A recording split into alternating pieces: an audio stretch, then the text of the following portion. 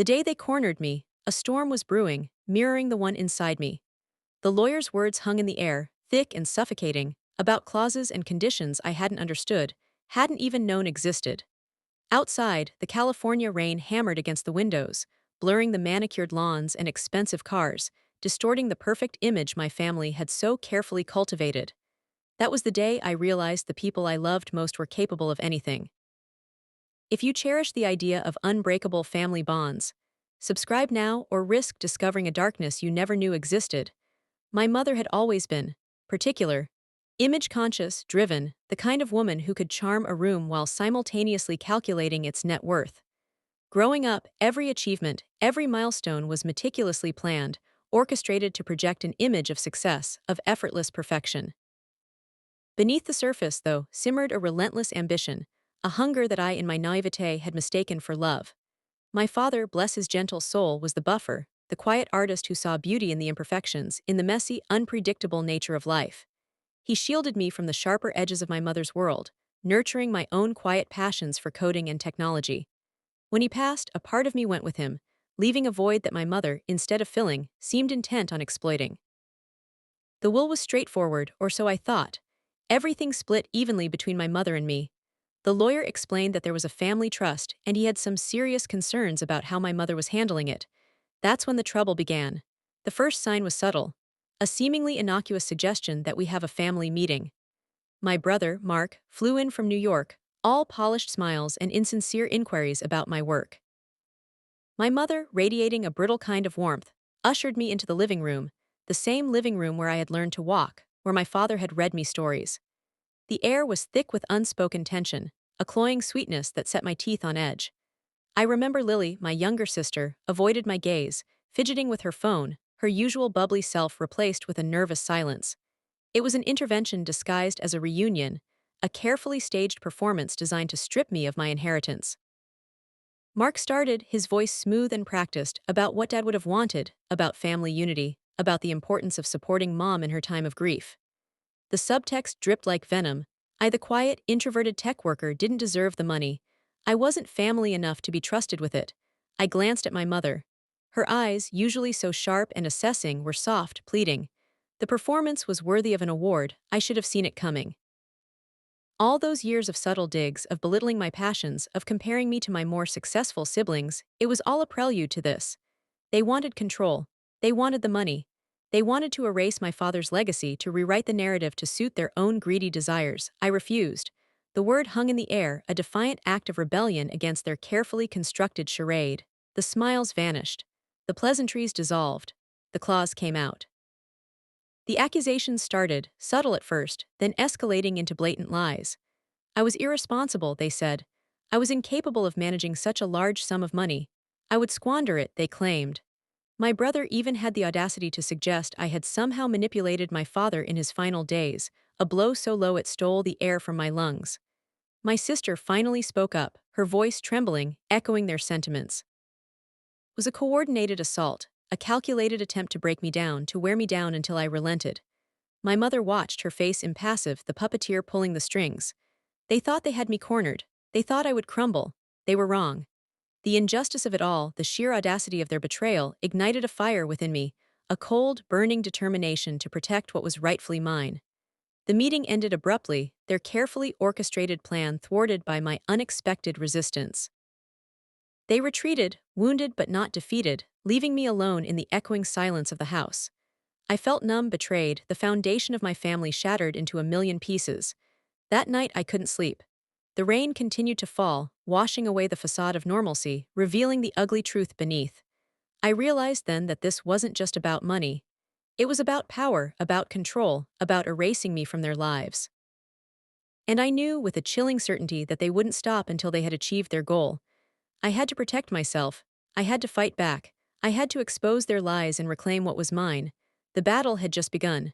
The person I trusted most was one of them. The aftermath was swift and brutal. The phone calls stopped. The invitations ceased.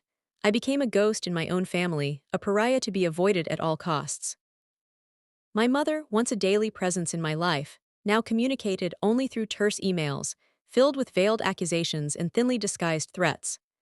My brother, fueled by ambition and greed, began spreading rumors about my mental state, questioning my competence to manage my own affairs. My sister, torn between loyalty and guilt, retreated into a shell of silence, her absence a constant reminder of their betrayal. Sleepless nights became the norm, the weight of their injustice pressing down on me like a physical burden. Every shadow seemed to hold a threat, every whispered conversation a conspiracy against me. The joy I once found in my work evaporated, replaced by a gnawing anxiety that I couldn't shake. I tried to talk to my mother, to reason with her, to appeal to the bond we once shared. Each attempt was met with cold indifference, a wall of ice that shattered any hope of reconciliation. She accused me of being selfish, of disrespecting my father's memory, of trying to tear the family apart. Her words were like knives, twisting in the wounds of my heart.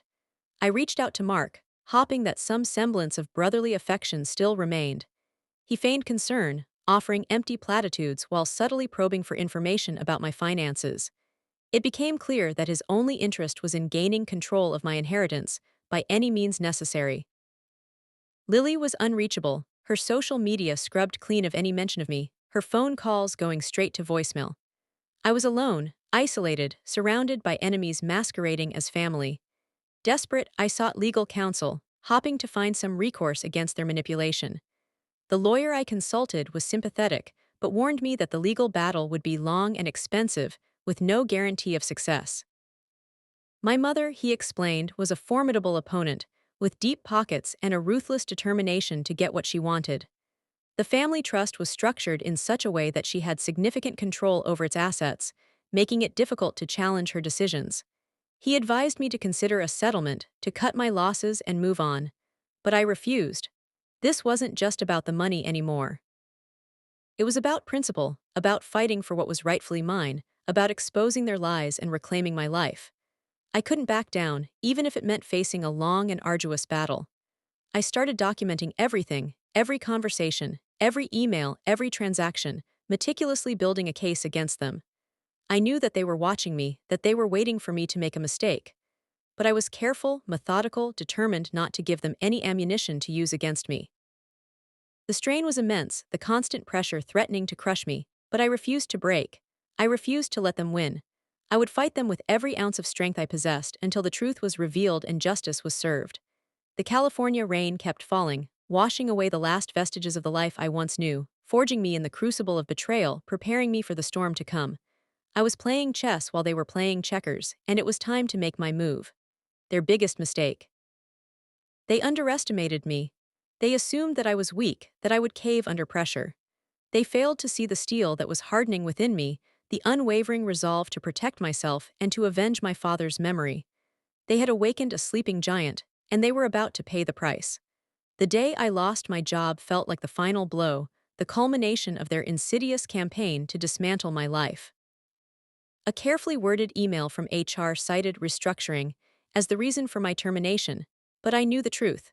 My brother had been making calls, planting seeds of doubt about my stability, questioning my ability to handle the demands of the role. My boss, once a mentor and a friend, avoided my gaze during the meeting, his words hollow and insincere. I packed my belongings in a cardboard box, the weight of my shattered career pressing down on me with each item I placed inside. As I walked out of the building, the California sun seemed to mock me, its warmth a cruel contrast to the cold despair that enveloped me. I drove home in a daze, the city lights blurring through my tears. The house felt empty, sterile, a monument to my isolation. I sank onto the couch, the silence amplifying the chaos in my mind. They had taken everything from me, my family, my career, my sense of self-worth. I was adrift, alone, with no hope in sight. That night, I stared into the abyss. The darkness was all-consuming, threatening to swallow me whole. I thought about giving up, about letting them win. The temptation was overwhelming, a siren song promising release from the pain.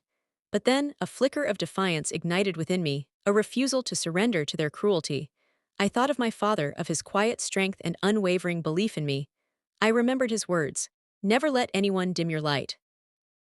Their actions felt like they tried to extinguish that light, to snuff out the person I was. And in that moment, something shifted inside me.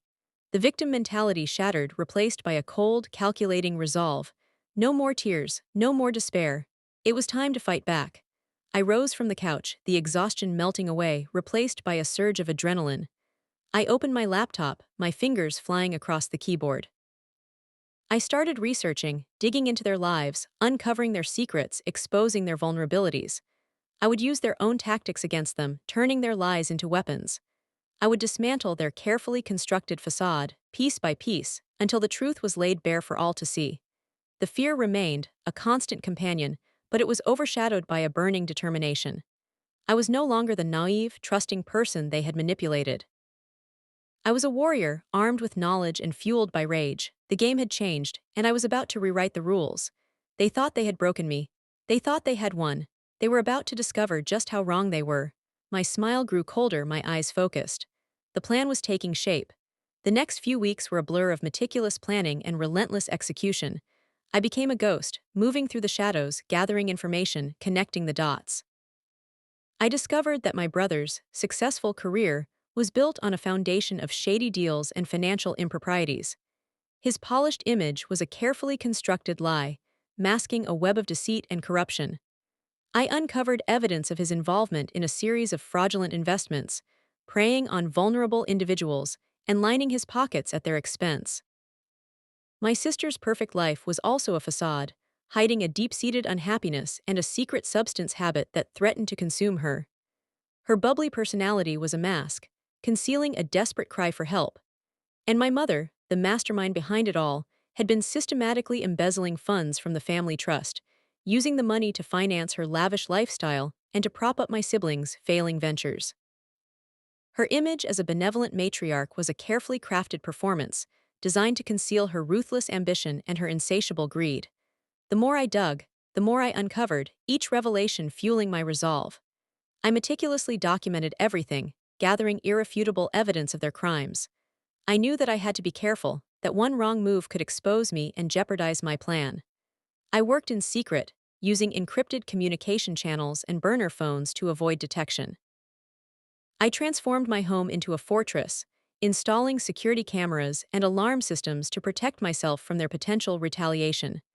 Sleep became a luxury, replaced by the constant hum of my computer and the gnawing anxiety that they were closing in.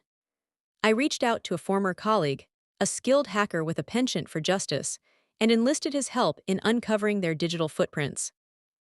He was hesitant at first, wary of getting involved in a family feud, but my story resonated with him, and he agreed to lend his expertise.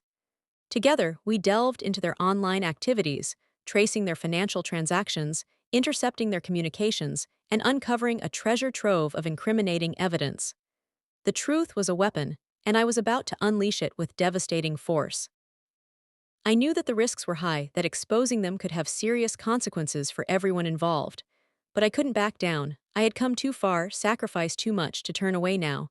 Their betrayal had left me with nothing to lose, and I was determined to make them pay for what they had done. The pieces were in place. The stage was set. The final act was about to begin.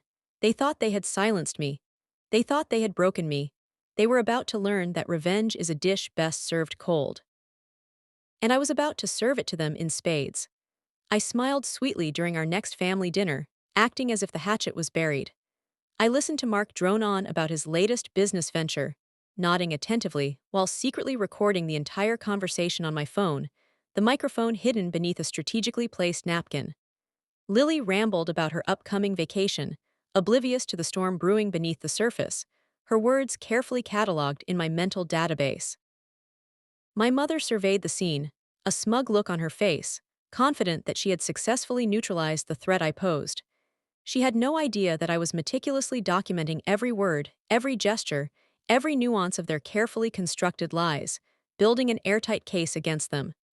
They felt secure in their victory, blind to the intricate web I was weaving around them, trapping them in their own deceit.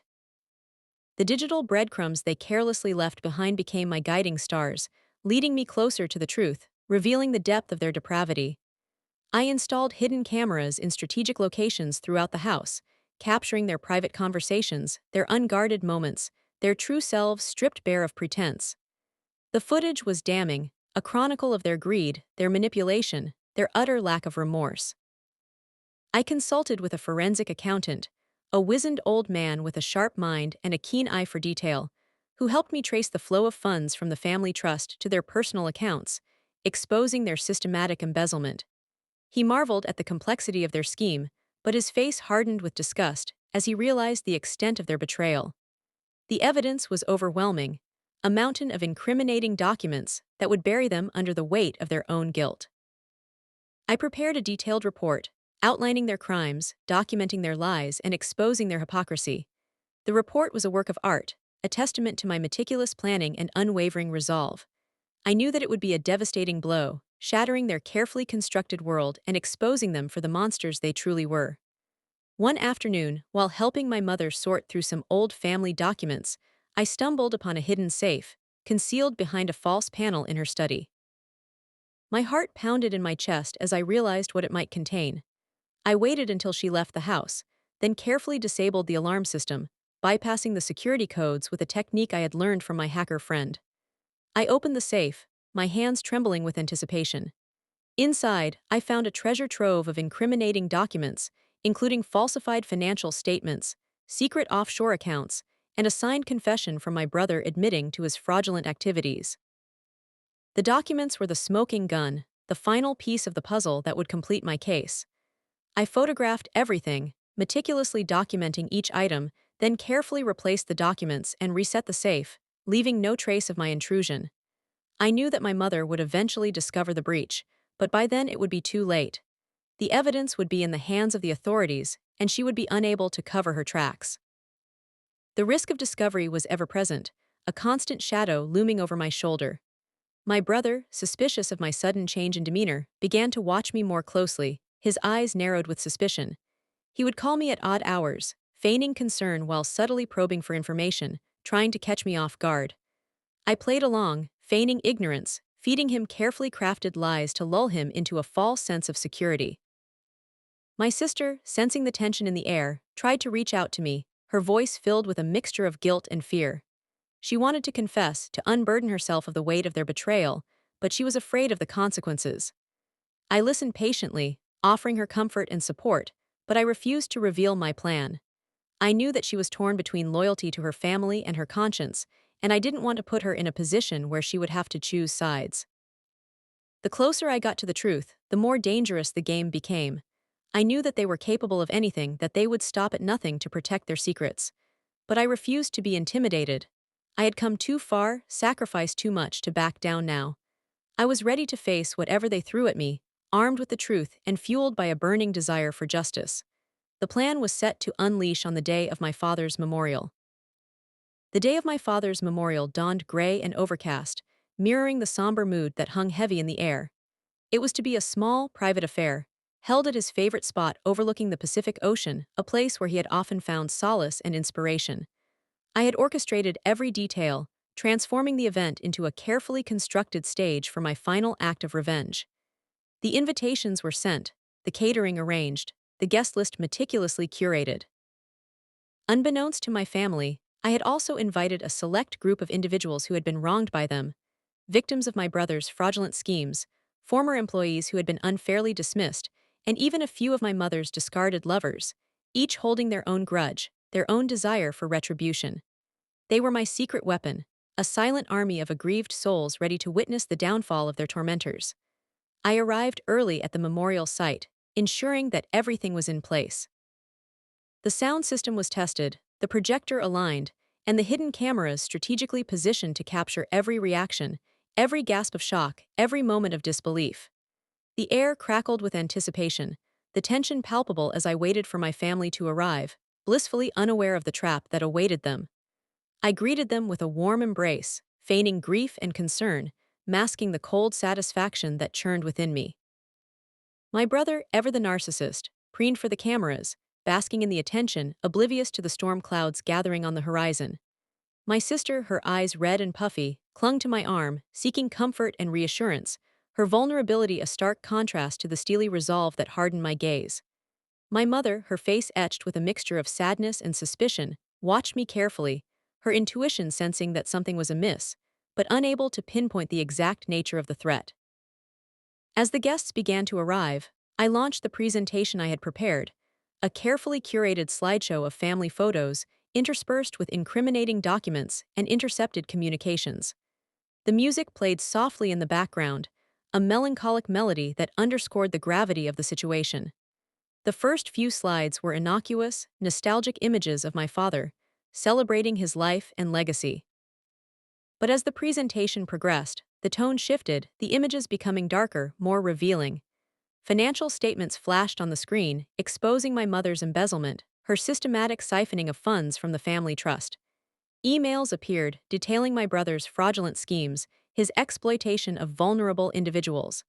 Text messages surfaced, revealing my sister's struggle with substance use, her desperate pleas for help. The air grew heavy with silence, broken only by the occasional gasp of shock or murmur of disbelief. My family watched in stunned silence, their faces pale, their eyes wide with horror as their carefully constructed facade crumbled before their very eyes. My brother attempted to interrupt the presentation, to shut it down, but I had anticipated his move and locked the controls, ensuring that the truth would be revealed in its entirety. My sister began to sob, her body racked with guilt and shame. My mother, her face a mask of fury, lunged towards me, her eyes blazing with rage. "You did this," she screamed, her voice trembling with anger. "You betrayed us." I remained calm, my voice steady as I replied, "No, mother, you betrayed yourselves." I calmly stepped back, gesturing towards the projector screen. The final slide appeared, a signed confession from my brother admitting to his crimes, his words a damning indictment of his character. The faces in the crowd were a mixture of shock, disgust, and vindication. The victims of my brother's schemes stared at him with undisguised contempt, their eyes burning with a desire for justice. The former employees who had been unfairly dismissed glared at my mother with scorn, their faces etched with bitterness. The discarded lovers smirked with satisfaction, their long-held grudges finally satiated. The atmosphere was electric, the tension reaching a fever pitch. I raised my hand, silencing the murmurs and gasps. "There's more," I announced, my voice ringing with authority. I gestured towards a group of men standing at the edge of the crowd, their faces grim, their demeanor serious. "These are representatives from the authorities," I explained. "They have been provided with all the evidence I have gathered, and they will be conducting a full investigation into my family's activities." A collective gasp swept through the crowd as the men stepped forward, their presence a stark reminder of the consequences that awaited my family. My brother attempted to flee, to escape the judgment of his peers, but the authorities quickly apprehended him, handcuffing him and leading him away. My sister collapsed to the ground, her body shaking with sobs, her world crumbling around her. My mother stood frozen, her face a mask of disbelief, her reign of terror finally brought to an end. As they took her away, she locked eyes with me, and I saw something that I hadn't seen before, which was fear. "This isn't over," she hissed. I simply smiled. "Yes, mother, it is." I turned to the crowd, my heart filled with a sense of closure, the weight of my burden finally lifted. The truth had been revealed, justice had been served, and my family had been held accountable for their actions. I had reclaimed my life, avenged my father's memory, and emerged from the ashes of betrayal stronger and more resilient than ever before. But the echoes of the scream still fill my head. It was the day I won. But the game isn't over yet. The courtroom was a theater of despair. My brother, once so arrogant, now sat hunched, his expensive suit rumpled, his eyes darting nervously. The prosecution presented the evidence, a mountain of financial records, intercepted emails, and the damning confession I had obtained. His lawyer, a slick professional who had initially seemed confident, now looked defeated, knowing the case was unwinnable. My mother, ever the strategist, tried to negotiate a plea bargain, attempting to shield herself and her children from the worst of the consequences. But the judge, a stern woman who had seen countless schemes and betrayals, was unmoved. She sentenced my brother to a lengthy prison term, his face crumpling as the reality of his situation sunk in. My mother was next. Despite her attempts to portray herself as a victim, the evidence of her embezzlement was overwhelming. The judge sentenced her to house arrest, a symbolic punishment that stripped her of her freedom and her power. My sister, racked with guilt and remorse, received a lighter sentence, her cooperation with the authorities and her genuine contrition earning her some leniency. As the proceedings concluded, I watched my family being led away, their carefully constructed world reduced to ashes. The reporters swarmed, their cameras flashing, their microphones thrusting forward, eager to capture every moment of their humiliation. The headlines screamed their crimes, exposing their secrets to the world. Their reputation, their wealth, their freedom, all gone. The aftermath was a whirlwind of legal battles, media scrutiny, and social ostracism. My family's name became synonymous with scandal, their social circle shrinking to nothing. Their friends, once eager to bask in their wealth and influence, now avoided them like the plague. The businesses they had built crumbled, their assets seized by the authorities. Their lavish lifestyle, the fancy cars, the expensive vacations, the designer clothes, all gone, replaced by the stark reality of their crimes. My mother, confined to her mansion, spent her days in a state of bitter resentment, railing against the injustice of it all, refusing to accept responsibility for her actions. My brother, stripped of his power and influence, languished in prison, his days filled with regret and despair. My sister, determined to make amends, entered a rehabilitation program, seeking to overcome her struggles with addiction and rebuild her life. I severed all ties with them, cutting them out of my life completely. There was nothing left to salvage, no possibility of reconciliation. Their betrayal had been too deep, their wounds too profound. I changed my name, moved to a new city, and started a new life, determined to leave the past behind. I focused on healing, on rebuilding my own life, on finding peace and happiness. It wasn't easy. The memories of their betrayal haunted me, the pain of their actions lingering like a shadow. But I refused to let them define me. I refused to let their darkness consume me. Years passed. I built a successful career, found love, and started a family of my own. I created a life filled with joy, purpose, and meaning. I never forgot what they had done, but I refused to let it control me. I learned to forgive, not for their sake, but for my own. I realized that holding on to anger and resentment only poisoned my own soul. Letting go was the only way to truly heal. One day, I received a letter. It was from my sister. She had completed her rehabilitation program, rebuilt her life, and found happiness. She wrote to express her remorse, to apologize for her actions, and to ask for my forgiveness. I read her letter with tears in my eyes. I knew that she was sincere, that she had truly changed. I wrote back, offering her my forgiveness and wishing her well. It was a small gesture, but it brought me a sense of closure, a feeling of peace that I had not known for many years. My mother and brother never reached out. They remained trapped in their own bitterness and resentment, unable to accept responsibility for their actions. I heard through the grapevine that my mother's health was failing. My brother was still in prison, his life wasted. Revenge isn't sweet, it's necessary. They lost everything, I just smiled. That chapter of my life is closed. I chose to move forward, not with hatred, but with the hard-won wisdom that family isn't always defined by crimson ties, but by loyalty and love. My peace is my victory. Would you have done the same? Let me know in the comments. Subscribe for more justice.